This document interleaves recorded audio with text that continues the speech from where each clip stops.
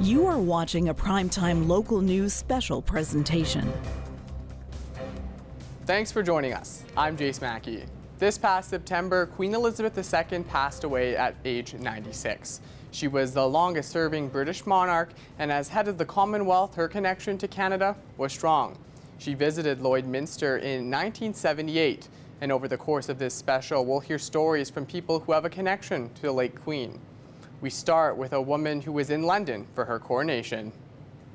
We're honoring the memory of Her late Majesty, Queen Elizabeth II, and I'm joined today here with local resident Dr. Jill Lakins. It's great to be talking with you today.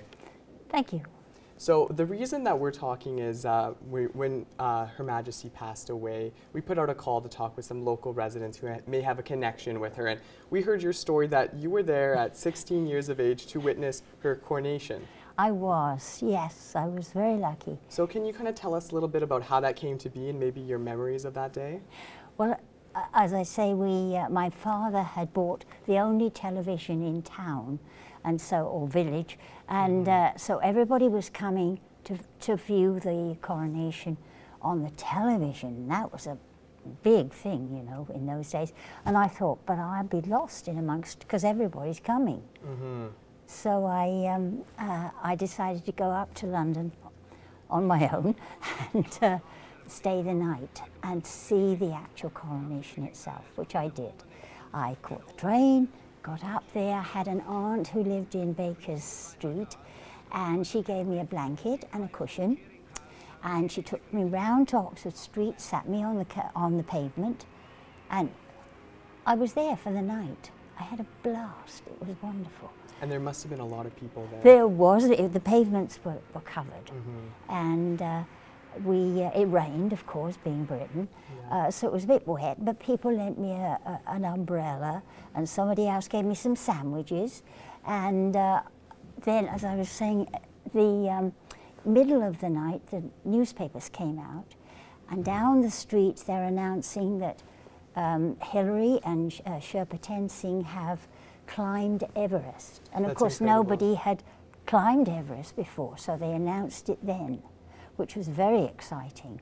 And then the next day the Queen comes through in the gold coach, which was gold.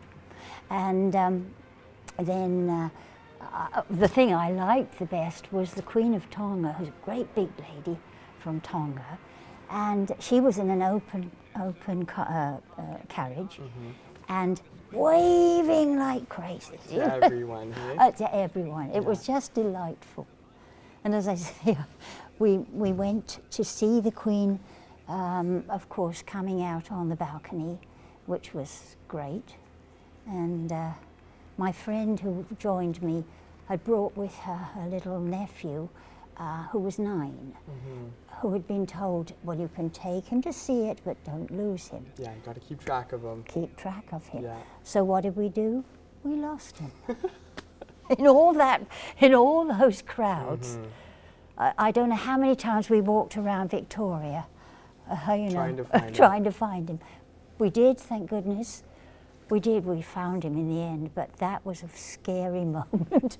We were going to be killed when we got back if we didn't find him again. And it seems that the crowds there, it was a very kind of, people were getting along very well during that day. Very well, very well. The pavements were covered with people. All there for the same reason, All too. there for the same reason, and so glad to have their Queen, which they embraced her right from the very start. And she was incredible. You've been able to witness her entire reign. Absolutely. For me, she's been Queen my entire life. For you, you've been able to see her ascend to the throne and then ultimately go through to her Platinum Jubilee. Can you kind of share a little bit of your thoughts on her 70 years on the throne? I think she is, as I was listening recently, a great woman. I really do. I think she's partly why we are still respected at the moment, anyway. But she was always there. She was always dependable, more than anything else, I think.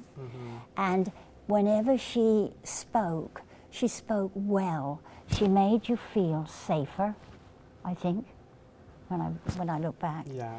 And I see this. Of course, she was a little girl when I was growing up too. She lived near, she came down to Sussex quite a bit because we had a hospice for children. I see. The Queen Mum was the patron, and she would always bring the girls with her, went to fetes and things like that she did. So I saw her from when I was little right the way through, and she's always been there. She's been that constant. That constant that you could rely on. And then just finally, do you have maybe a favorite memory of her reign or something that'll always stick out to you when you think of Queen Elizabeth II? You know, I think probably her dignity more than anything else is what I remember. And when you travel later on in life, everywhere we go, everybody respected the Queen. Yeah, that's true. Thank you so much for talking with us today. You're It was welcome. great to hear your stories and being able to reflect on the Queen kind of through you, and it's great to talk with someone locally here in Lloydminster that was also there and witnessed that history. Thanks for your time today. Stay with us. After the break, we hear the story of a Lloydminster couple's meeting with royalty. And I remember I was doing my hospital rounds in the morning. We got a call back within 15 minutes saying, the palace says the Queen would like to meet you and we'll make arrangements for you to meet the Queen, have a separate meeting.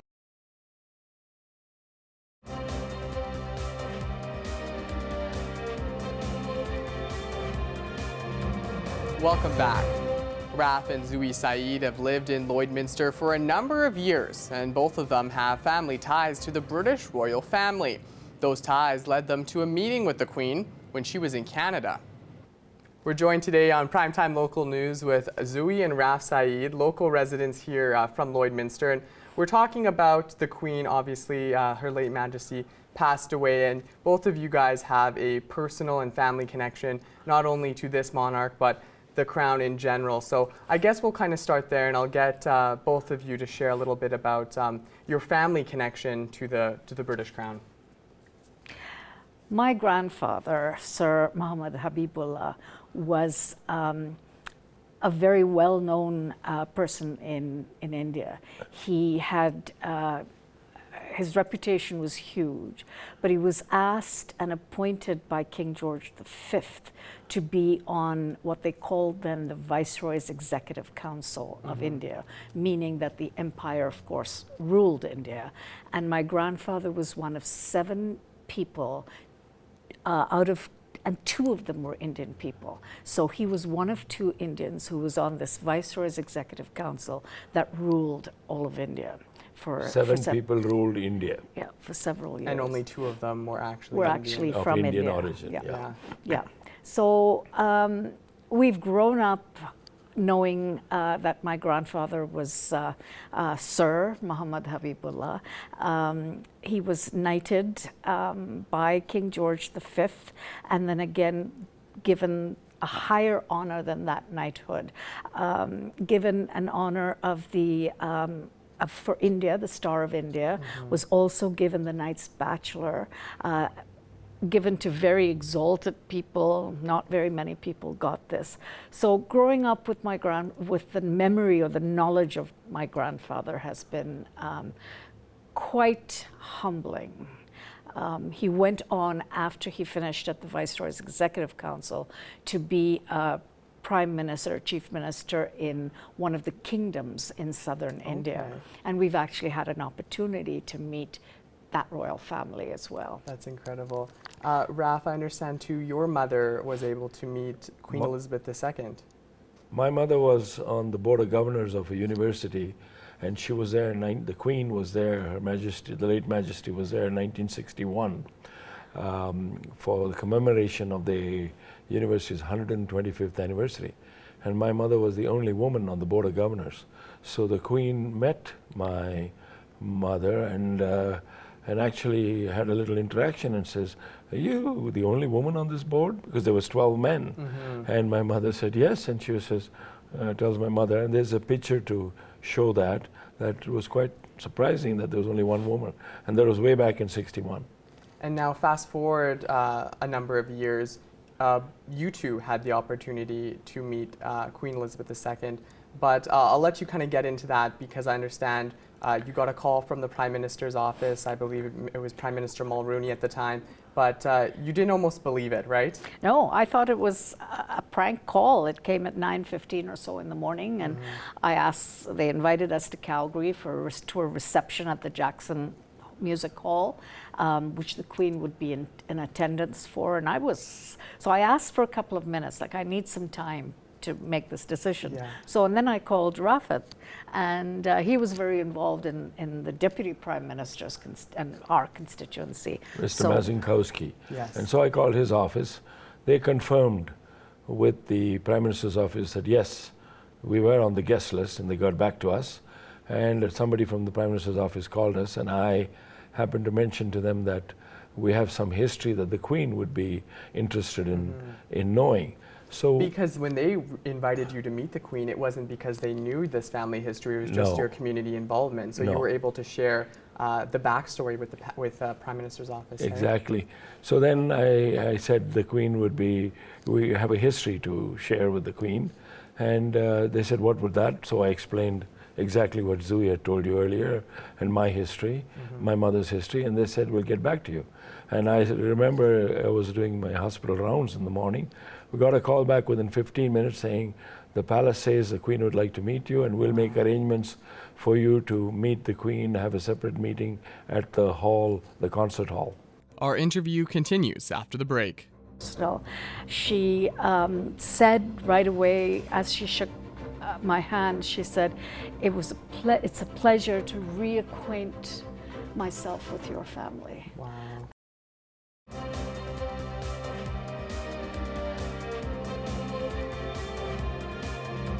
We're back on Primetime Local News with Zooey and Raf Saeed. So let's fast forward to that moment then. You were at that concert hall, able to meet the Queen. Kind of talk us through what that was like. Well, the security detail had explained to us exactly where we needed to be and how this would happen. They met us when we arrived and led us into the concert, but before that they showed us exactly where we need to be standing and that the Queen and the Prime Minister would be briefed to come to us.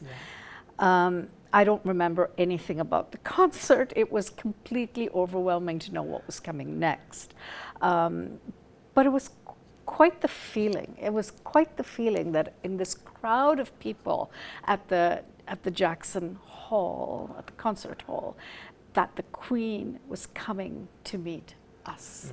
Regardless of how many times I told myself, you know, she's a person, she's a lady, she's a woman. We told ourselves both, she's just a lady, so let's not get too worried. Anyway, but she was coming. There's still that pressure. Hey? She was coming down the pathway, and it so happened that she was looking for us, and she was looking across the way where we were standing and looking at her. At which point, the Prime Minister's bodyguard told the Prime Minister, the people she's looking for are right across. So she made her about face her and came straight to us. Right to you guys. Right to us. And at that point, I choked. I choked, and then Zooey talked to her first. Yeah, they had told us that she wouldn't shake hands, but as you can see from the pictures, that's the first thing she did. Wow. And she was, Her Majesty was so gracious, so personal. She said right away, as she shook my hand, she said, it's a pleasure to reacquaint myself with your family. Wow. And I didn't think I had any words, but I was probably, quite polite in my response, and said that we were absolutely thrilled too. And we said we'd brought my grandfather's medal with us, and she wanted to look at it, and she looked at it, and she was just, you could see on her face that she was really touched. This was something not just deeply personal with her grandfather, but also very much part of the empire, so to speak. Yeah. And regardless of all of the stories we hear about the empire and being a colony of the empire, India has a really rich history with the British. And it was really a moment that I would not forget. I'd followed her closely before, continued to follow her much more after that. but then got really interested in who my grandfather was, because this was obviously something that even she had deep respect for. And you wanted to dig a little bit into that history.